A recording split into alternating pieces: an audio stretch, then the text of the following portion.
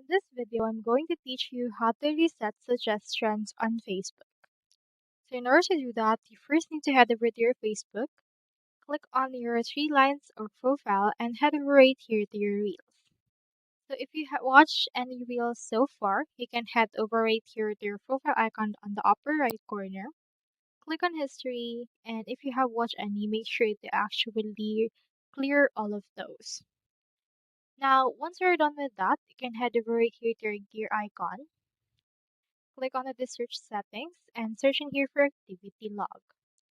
Now, once you're in here, next thing you need to do is to just head over to the videos you have watched so far. So scroll down. You can also head over to Facebook activity and then locate the Reels option and choose right here the videos that you have so far. Just head over right here into this part and then remove anything by adding it to your trash. So that's how you reset suggestions on Facebook. Hope we help.